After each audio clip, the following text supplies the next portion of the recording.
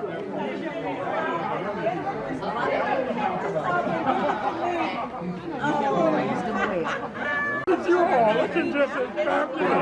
right, everybody, we're going to get started. I'd like everybody to come in. Have some questions.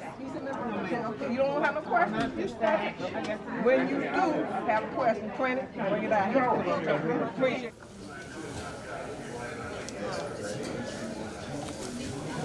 Testing 1 2 1 2. Testing 1 2. Testing 1 2.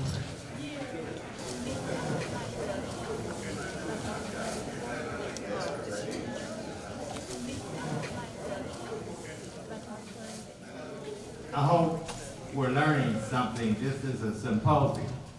Are you learning anything? Yes. Yes. One of the problems in our movement, and in this case, the reparations movement, we have what is called historical discontinuity, where one generation does not know what the previous generation has done, and oftentimes people join a movement thinking they're first. We are standing on the work of our ancestors.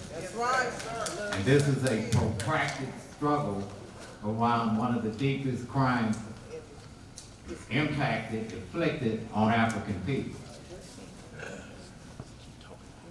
So our next speaker is Vetress Boyce, who is a political affairs consultant. I think Vetress ran for office over the 24th Ward. A young activist that's done a lot to make this symposium successful with her marketing skills, and who is the chair of the Willie Progressive Political Action Committee. So I would like Vetress to come up and say a few words, and I'd like to thank her for helping make this symposium successful.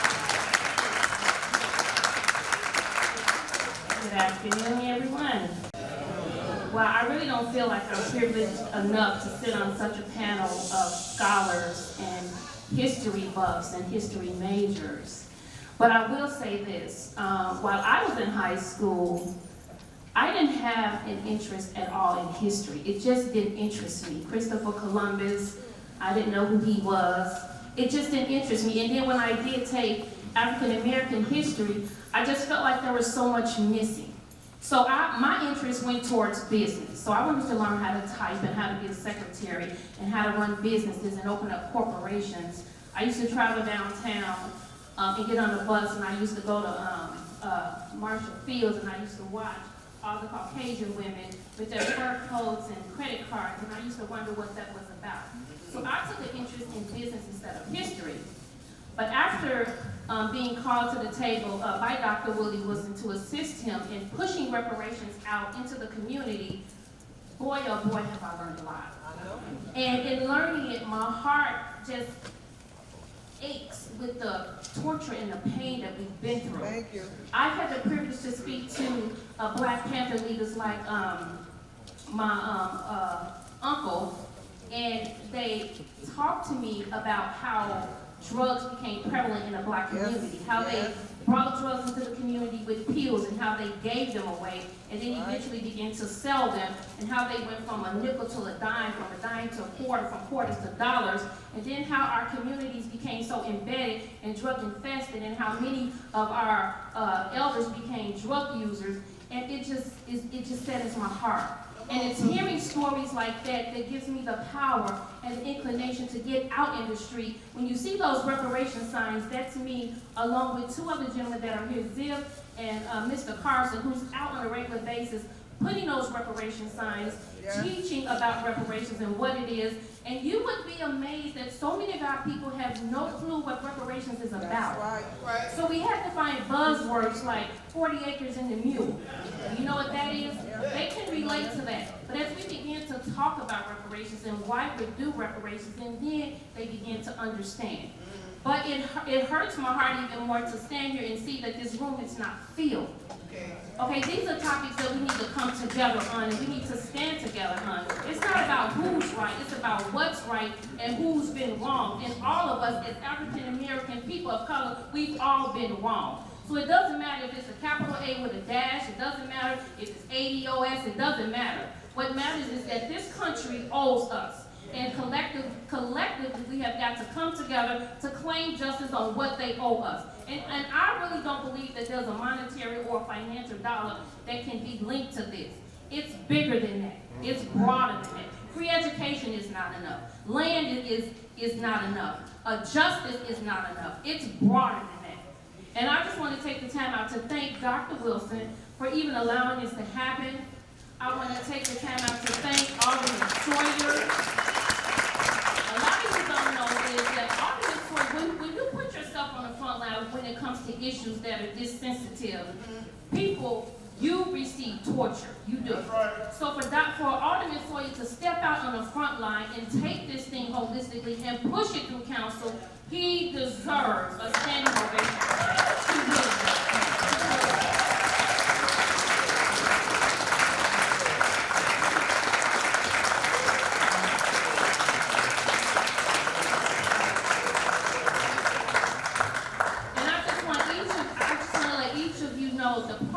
As it relates to reparations, and the city of Chicago is going to receive reparations. Right. We needed a certain amount of votes for it to come out of committee and go to the floor. I think we have a total of 28 co-sponsors so far for the bill, and I do believe every African American alderman has signed onto this bill. Am I correct?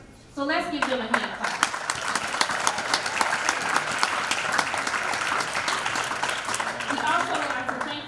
Aldermen who have really been diligent. They have assisted in every way that they could, because we couldn't just do it. We couldn't just do it with just the African American aldermen. We needed support from across the board. We even have Caucasian aldermen that have signed onto the bill.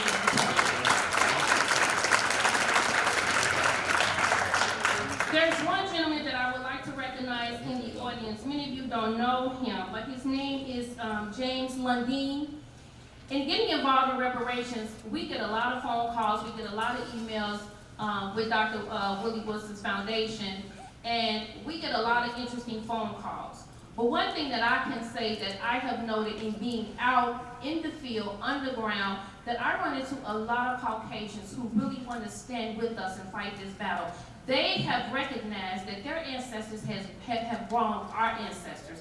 They understand and they recognize that there must be a payback for the injustice. And I had an opportunity to sit with Mr. James Lundeen. Could you please stand up? Please. Please. I know I'm probably embarrassing you. But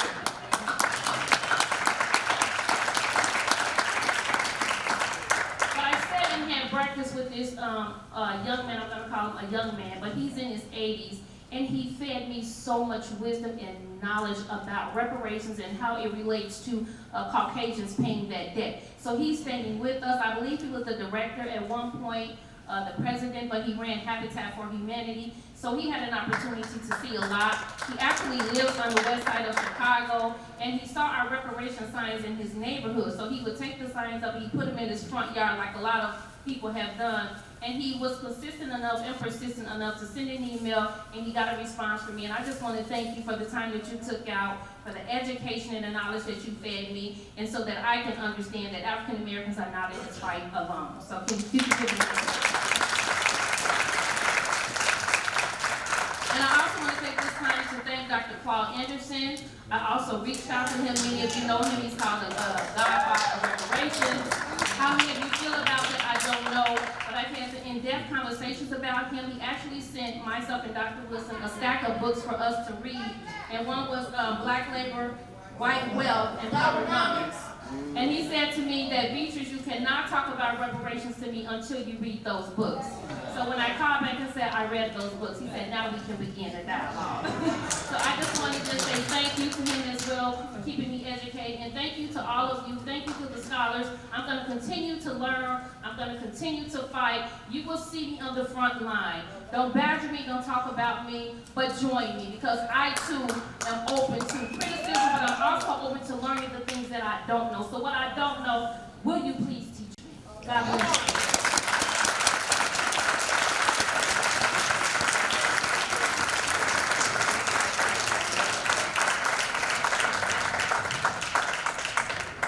Before we go to our final presenter, I'd just like to acknowledge Attorney Larry Kennan. I think Larry's about 90.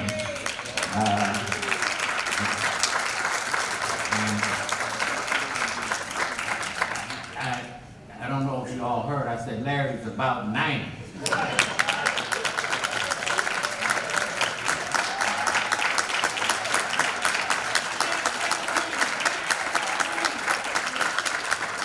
And Larry has been through more movements and participated as a lawyer, helping in the legal arena and the overall civil rights and black movement in this city when I was a teenager. And so I'd just like to thank him publicly for all of his contributions and being present today at 90.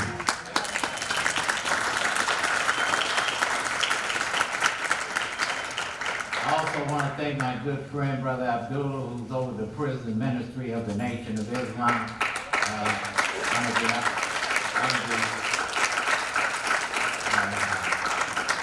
He's all up in the prisons all across this country. And Charles Barron mentioned Herman Bell, who was freed over 40 years, the Panther 21.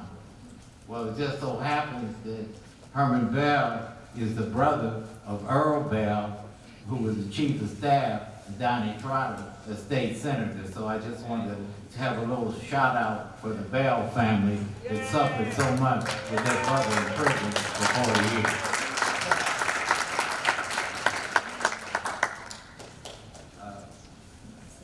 I don't know how to do this one, but when you have a student that shows up and then he goes out and thinks he is a great organizer and a political person, but Tito Hardeman got his master's degree at the Carruthers Center for Inner City Studies, where I worked for many years, and I just want to acknowledge Brother Tito.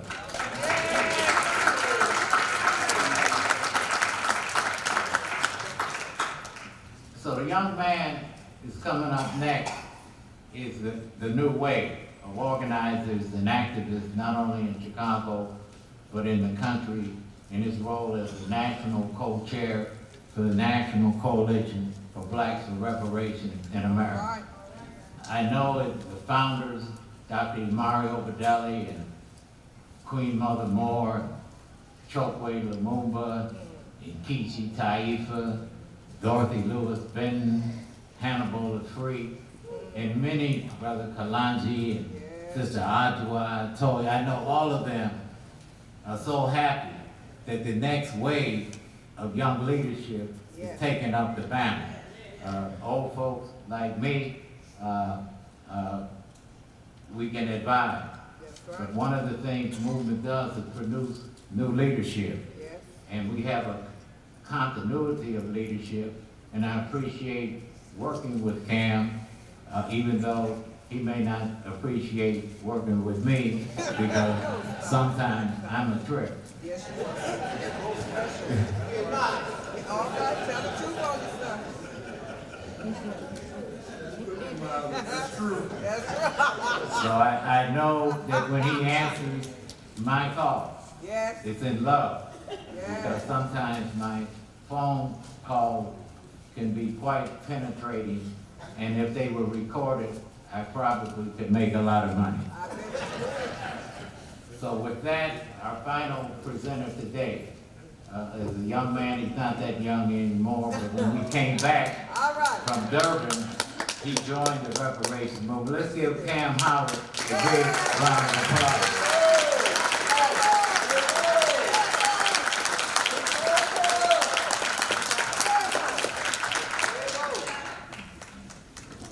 That's better. Before I begin my presentation, I want to acknowledge a couple of people. First, I want to acknowledge Carmen Sue Giant Congress. Yeah. We just have a moment of silence. As many of you know, he transitioned a couple of Sundays ago, and he was instrumental in so many major legislations in this country.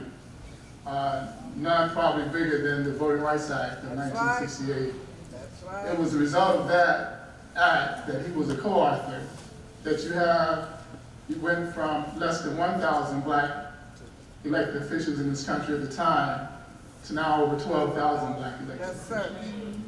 So we want to honor Congress. Yes. I also want to honor a young lady, I don't know if she's here, Robin Simmons, are you in the building? This young lady out of Evanston who, she's an alderman in the city of Evanston, who has passed the Reparations Commission. So I wanted to honor her and allow her to say a couple words, but she hasn't made it. Okay. So my presentation is pretty much entitled Reparations as Demand. I was supposed to give the national picture of how this reparations demand is being carried out, and then with a focus on the city of Chicago. I'll talk about reparations as a demand. I'll talk about the congressional actions that are taking place. I'll spend just a minute or two on the presidential elections, and then I'll relate it to how it is operating in the city of Chicago with the Reparations Commission resolution that is being introduced by Alderman Sawyer. And then I'm going to put a call to action to everyone who was here in this audience to join this movement so we can make this happen. Yes. Before I begin, I want to just thank Dr. Willie Wilson for joining this movement. Many people have asked me all around the city, no matter where I go, radio stations, whatever, is this just a political piece for Dr. Wilson? Is he doing this because he's running for senator? Because he has political aspirations? I said, of course he has political aspirations. He ran for mayor twice, he ran for president, he's running for senator, so of course he has political aspirations. But I've heard him speak several times in many forums. He talks about running away from picking cotton at the age of 11, the age of 12, I think it was 11 and 12. And Brother Roger Wareham talked about convict leasing. Yes. If you were caught running away even from picking cotton, you could be locked up and sent to prison as a vagrant and then put back into this new form of slavery. So that was the danger that he faced at 11 years old. He made that choice. And every time I hear him tell that story, I can feel the pain as if it was my father telling that story. And so when he says that he's in this because he truly wants to help people, I believe him. That's right. I know. And I just want to give him a hand. I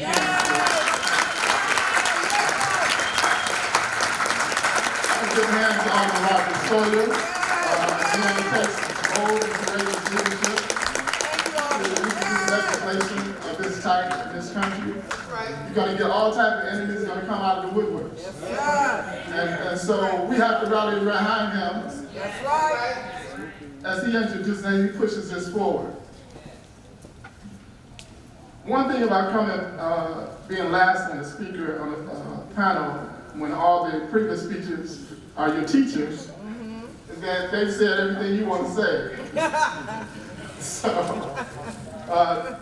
Dr. Winbush is a board member of NCOBRA. Yes. Thank you, Dr. Winbush, for being here. State Assemblyman Barron has named NCOBRA as a member of the commission.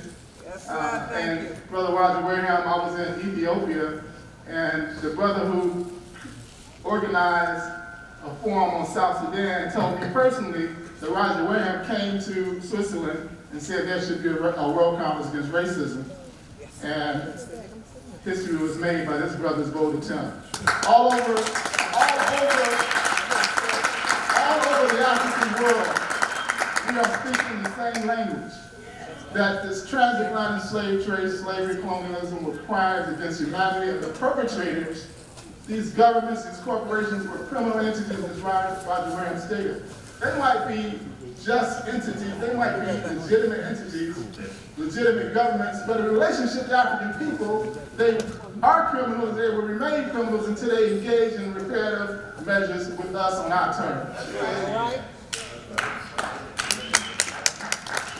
Many people say that in this reparations movement, we're asking for reparations, and we're begging, or we're pleading. Reparations is a demand. And I want us to be clear that reparations is a demand. One of the definitions for demand is a claim for what is owed, what is just, what is due. It is a claim for what is owed, what is just, what is due. Now, many of you, I know I'm not the only person who get demand letters in the mail. They call them final notices. But if you look on the fine print, it said this is a demand for payment. And so when we talk about reparations as demand, we're saying the same thing. You owe us trillions for the stolen labor and the harms that have been committed against our people for 400 years. It is due. We've never engaged in any type of settlement. So when we say we want reparations, it's part of the claim. We want a settlement, and it is just. As Roger Graham said, they stole us, they sold us, they owe us. Reparations now. Thank you. Crimes were committed, injuries were suffered, the injuries still remain, and we know who the perpetrators of those criminals are. And if this is a nation of law and order, if this is a city of law and order, then those crimes must be justly addressed. And so we're here to make that demand.